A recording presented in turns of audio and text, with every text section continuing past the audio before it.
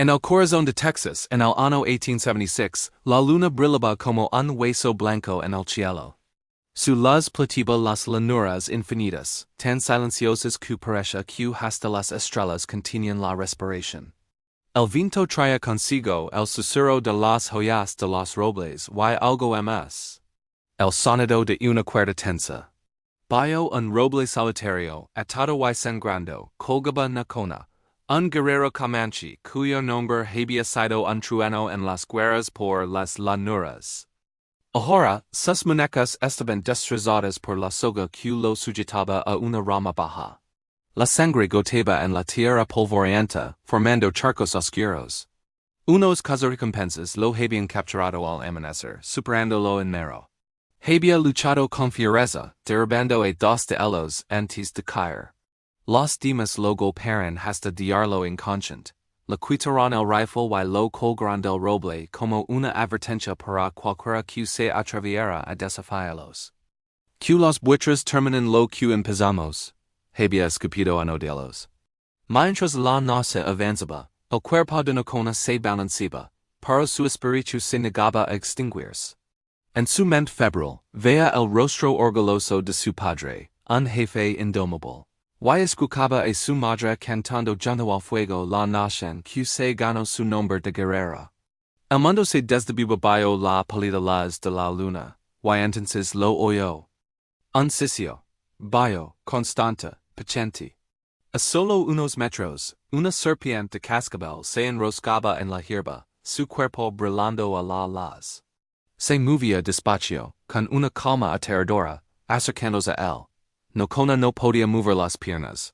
Las cuerdas se lo impedían. El sudor frío le corría por la frente. Sintió una amarga ironía. No moriría por la bala de un enemigo, sino por el veneno de una serpiente bajo un cielo indiferente. Y entonces otro sonido rompió el silencio. Unos pasos ligeros sobre la grava. Demasiado livianos para ser un hombre. De entre la maleza surgió una niña pequeña, de no más de 10 años con una linterna que temblaba en su mano. Se llamaba Sarah Caldwell, y estaba muy lejos de la granja de su padre. Él le había advertido, los coyotes te atraparán si la oscuridad no lo haces. Pero Sarah, con un corazón tan grande como su curiosidad, había salido a buscar la cabra perdida de su familia. Few entonces cuando la luz de su linterna se reflejó en algo, el brillo del metal, una sombra extraña contra el roble. Al ver al hombre se quedó helada. Era alto, su piel bronceada cubierta de sudor y sangre. Su camisa estaba rasgada, su largo cabello negro caía sobre sus hombros. El primer impulso de Sarah fue el miedo. Las historias sobre ataques comanches, granjas incendiadas y colonos desaparecidos resonaban en su cabeza. Pero algo en la quietud de este hombre no encajaba con esos cuernos de terror. Y entonces vio a la serpiente. Estaba a pocos centímetros de la boda de Nocona, con su cascabel vibrando en el aire nocturno. Sin pensarlo dos veces, Sarah agarró una piedra y lanzó. La piedra golpeó el suelo justo al lado de la serpiente. Cusicio furiosa, y se escabuló entre la hierba, desapareciendo en la oscuridad. El silencio volvió a caer, roto solo por el latido desbocado del corazón de Sarah. La linterna se le cayó de la mano y su llama parpadeó. En ese momento, los ojos del hombre se abrieron. Dos pozos oscuros y insondables la miraron, no con furia ni con splica, sino con una atención intensa, llena de vida. Él estudió en silencio. No te muevas, susurró ella, aunque sabía que él no podía. Él emitió un sonido ronco, una palabra cargada de agotamiento. Agua. Sarah parpadeó, sorprendida de que hablara inglés. Rápidamente, desató la cantimplora de su cinturón y la acercó a sus labios. Él bebió con avidez, tosiendo, pero recuperando un poco de fuerza. Few entonces cuando Sarah vio la herida en sus costillas profunda probablemente un cuchillo. No sabía qué hacer, pero sabía que si lo dejaba allí, no sobreviviría hasta el amanecer. Te voy a soltar, dijo con una suavidad que ni ella misma esperaba. Él negó débilmente con la cabeza. Vite, hombres malos, volverán. Paro ella fruncio el sino, su determinación aflorando. Estás herido te mataran. El limaró con una mezcla de sorpresa y incredulidad en sus ojos oscuros. Tu pacuega. Ella metió la mano en el bolsillo y sacó las tierras de coser de su madre. No eran muy afiladas, pero servirían. Pecuega no significa cobarde, replicó. Sara, descalza, trepó al roble. La corteza le arenaba la piel, pero no se detuvo. La noche estaba viva con los sonidos del campo, el croar de las ranas, el silbido del viento, el alido lejano de un coyote. Pero ninguno era tan fuerte como los latidos de su propio corazón. Al ligar a la rama, vio la cuerda gruesa y áspera que sujetaba al hombre. Apoyó las tierras contra la fibra y comenzó a cortar. Abajo Nocona respiraba con dificultad. Apenas podía levantar la cabeza, pero la observaba traballar. Veía como temblaba, pero no se rendía líderes. Su determinación lo golpeó como una revelación, y una niña colona liberando a un Guerrero Comanche. Era absurdo. Era imposible. Era un acto de pura gracia en medio de la crueldad. Finalmente la cuerda cedió. Nocona cayó de rodillas, tosiendo mientras el aire volvía a llenar sus pulmones. Sara bajó rápidamente y cortó las ataduras de sus muñecas. ¿Puedes caminar? Preguntó con voz temblorosa. Él no respondió. Se puso de pie, apoyando una mano en su herida, y escaneó el horizonte, sus instintos de guerrera en alerta máxima. Volverán pronto, dijo con voz grave. Vida casa. Pero ella no se movió. Hay un arroyo cerca. Mi papá dice que el agua ayuda a limpiar las heridas. Los ojos de Nocona se abrieron con confusión. Esta pequeña criatura le estaba dando órdenes. Sin embargo, había algo en su tono que no dejaba lugar a la negativa. Con dificultad, avanzaron juntos a través de la hierba alta. Tropezaron varias veces, pero en cada ocasión Sara lo sostenía, sorprendiendo firme para su tamago. Al llegar a la orilla del arroyo, ella llenó la cantimplora y él se lavó la sangre del pecho, apretando los dientes por el dolor. Deberías descansar, dijo ella. Él negó con la cabeza. Descansar es morir. Ellos cabalgan. Nosotros caminamos. Ella frunció el seno. Podría robar el caballo de papá. Es rápido. Él la miró con severidad. ¿Robarías a tu propia sangre? Ella dudó solo un instante. Papá no lo llamaría robar si supiera por qué. Él estudió su rostro, la línea obstinada de su mandíbula.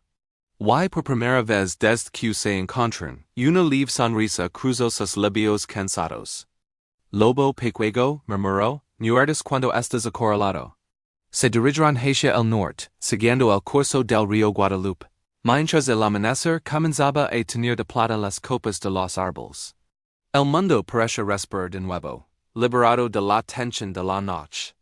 Un guerrero y una niña, dos mundos opuestos unidos por un acto de compasión, caminando juntos hacia un futuro incierto bajo el vasto cielo de Texas. Gracias por acompañarnos en este viaje al corazón del salvaje Oeste. Si te ha gustado esta historia de Valencia y Esperanza, no olvides darle a me gusta, suscribirte a nuestro canal y activar la campanita para no perderte ninguna de nuestras próximas aventuras. Nos vemos en el siguiente video. El amanecer avanzaba lentamente sobre las vastas llanuras de Texas, pintando el horizonte con una paleta de rojos y dorados. El polvo, fino y persistente, flotaba en el aire como el humo de un fuego que se niega a morir. Nocona y Sara se movían con sigilo entre los mezquites y los cedros, un silencio solo interrumpido por el crujido de la tierra seca bajo sus pies. Nocona caminaba encurvado, con una mano firmemente presionada contra la venda improvisada que Sara le había atado en el costado. Cada inhalación era una lucha, un recordatorio punzante de la herida. Sara, manteniendo cerca, notaba cómo sus hombros se tensaban ante el más mínimo sonido. El grito lejano de un halcón, el susurro de la hierba movida por el viento. Era evidente que era un hombre feriado en la vigilancia constante, un producto de la supervivencia. Después de un largo trecho en silencio, La voz de cera aunque baja, rompió la tensión. ¿A dónde vamos? Hacia el este, respondió él, su voz era un murmullo rasposo y débil. Hacia el río, el agua borrajuelas. ¿Vendrán más de ellos? Preguntó ella, el miedo apenas contenido en su voz. El asincio, un movimiento seco y doloroso. No olvidan lo que comienzan. Cera tragó saliva, sintiendo la sequedad en su garganta. Sus manos estaban ásperas y lastimadas por la escalada de la noche anterior, sus pies llenos de ampollas, pero no se quejó. El hombre a su lado seguía vivo gracias a ella, y esa simple verdad ardía con más fuerza que cualquier miedo o dolor físico. A media mañana, sus esfuerzos los llevaron a la orilla del río Guadalupe. Sus aguas brillaban bajo el sol implacable, y por primera vez desde la huida, la tierra a su alrededor se sentía viva, vibrante con el canto incesante de las cigarras y salpicada por la sombra fresca de los álamos. Cera se arrodilló y llenó su cantimplora con el agua clara y fresca. A su lado, Niña se limpió con cuidado la sangre seca de su pecho, un gruñido ahogado escapando de sus labios por el dolor agudo. Debieras descansar, sugirió ella, su voz llena de una preocupación casi maternal. Él negó con la cabeza, su expresión inflexible. Descansar es morir. Ellos cabalgan, nosotros caminamos. Ella frunció el seno. Una idea formándose en su mente. Podría robar el caballo de papá, es rápido. Él lo miró fijamente, sus ojos oscuros penetrando los sayos. ¿Robarías a tu propia sangre? Cera dudó, solo por un instante. Papá no lo llamaría robar si supiera por qué. Él le estudió durante un largo momento, y entonces, por primera vez, una leve y casi imperceptible sonrisa se dibujó en su rostro endurecido. Lobo pequeño, murmuró con un tono de respeto inesperado, muertes cuando estás acorralado. Continuaron su camino, siguiendo el curso del río. La corriente era baja en esa época del año, pero lo suficientemente fuerte como para arrastrar y barrar sus huellas, su única esperanza de despistar a sus perseguidores. El mundo, por un momento, pareció respirar de nuevo, ofreciéndoles un breve respiro. Mientras tanto, a varias miles de distancia, cuatro jinetes avanzaban con determinación, levantando una polvoreda que brillaba como fuego espectral, bajo el sol de la tarde. Su líder, un hombre rudo llamado Harlan Pierce, escupió un coro de tabaco al suelo polvoriento. No puede haber ido lejos, gruñó a sus hombres. Cuando lo dejamos estaba medio muerto. Uno de los rastreadores señaló unas marcas tenues junto a un arroyo. Huelas pequeñas. ¿Una niña? Pierce bufó. Una risa áspera y sin alegría. Entonces el tonto tiene compañeros. Mejoran. Dos cuerpos pegan doble si uno es blanco. Con una orden seca, espolaron a sus caballos, reanudando la casa hacia el este. Al atardecer, Cera y Niña encontraron refugio en una vieja cabana derruida. El techo se había hundido en parte y las paredes de madera, grises y carcomidas por el tiempo, apenas se mantenían en pie. Niña, siempre cauteloso, inspecciona el suelo en busca de huellas frescas antes de indicar a Cera que entrara. Dentro, lograron encender un pequeño fuego con ramas secas de mezquite. El humo se alzó, fino y azul, serpenteando hacia el cielo a través de los agujeros del techo. Cera, usando un tirante arrancado de su falda, lo mojó con agua del río y limpió de nuevo la herida de Niña, con una delicadeza que contrastaba con la dureza de su entorno. Él la observaba en silencio, una expresión de desconcierto en su rostro. Pareció perplejo por su cuidado desinteresado. Mi gente dice, habló él suavemente, rompiendo el silencio, que tocar la sangre de otro es levar su espíritu.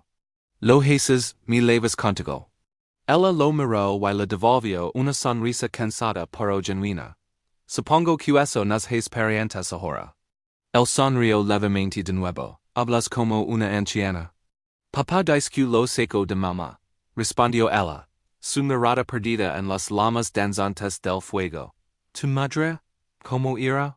Preganto Nocona con una gentileza inesperada. La perdijais dos inviernos, la fiebre se la levo. Papá ya no habla mucho desde entonces. Nocona asintió lentamente, una profunda comprensión en sus ojos.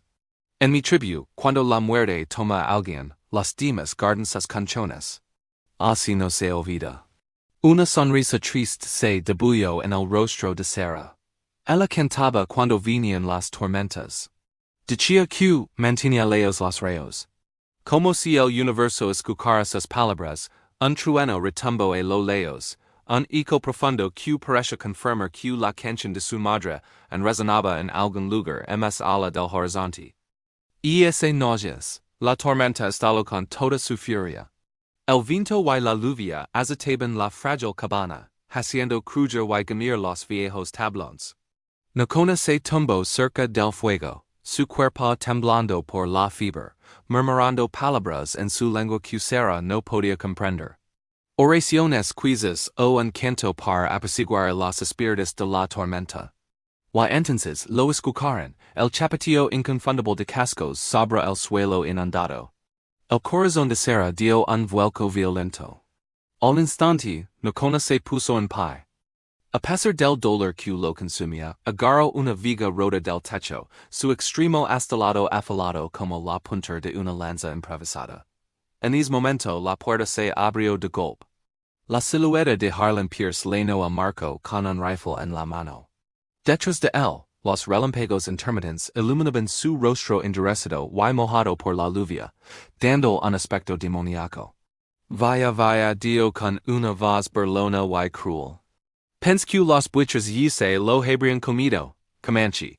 Sara se quedó paralizada junto al fuego, el miedo jalando su sangre. Pierce se burló de ella. ¿Y tú, pequeña? ¿Vienes con tu salvaje amigo? Nocona se interpuso entre ellos, un escudo humano a pesar de su herida. Pierce no dudó. Disparó. La bala rompió la pared de la cabana, enviando una lluvia de astillas por todas partes.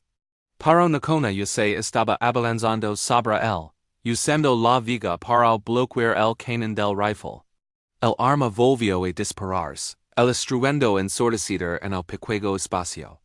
Pierce retrocedió, desequilibrado, mientras Nocona lo empujaba con todas sus fuerzas hacia el barro del exterior. En un acto de pura desesperación y ingenio, Sara lanzó la linterna de aceite hacia la puerta. El aceite se derramó sobre la madera mojada, y por un breve instante encendió un fuego cegador que sorprendió a los hombres que esperaban afuera. La lluvia lujaba contra las lamas, pero es destello fue suficiente. ¡Corre! Gritó Nocona, su voz resonando por encima del estruendo de la tormenta. Sara no lo pensó dos veces. Soltó por un hueco en la pared trasera, sintiendo como la tormenta azotaba su cabello y su ropa. Nocona la siguió de cerca, cojeando poro con una determinación inquebrantable. Los disparos resonaban detrás de ellos, pero sus sonidos se perdían, tragados por el rugido del trueno. Desaparecieron en la oscuridad y el caos de la noche. Al amanecer, la tormenta había pasado, dando un paisaje transformado. Charcos del tamago de lagunas y un lodo espeso cubriendo. Sus huellas, su mer temer, se borban bajo el agua estancada, un regalo inesperado de la naturaleza. Avanzaron a través del agua que les ligaba hasta las rodillas, exhaustos y temblando de frío. Los labios de Sara tenían un tono azulado. La herida de Nocona sangraba de nuevo, teniendo el agua a su alrededor. En lo alto de una colina, con vistas al valle inundado, Nocona se detuvo. Ali cruzaremos, tío, señalando la orilla distante donde el terreno se elevaba hacia unos acantilados rocosos.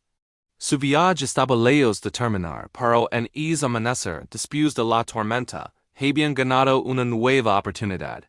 Juntos, un guerrero herido y una niña valiente, seguirían adelante, un paso a la vez, a través de las implacables pero hermosas llanuras de Texas. Gracias por acompañarnos en este intenso viaje. Si te ha gustado esta historia, no olvides darle a me gusta. Suscribir a nuestro canal y activar la campanita para no perderte ninguna de nuestras próximas aventuras. Hasta la próxima.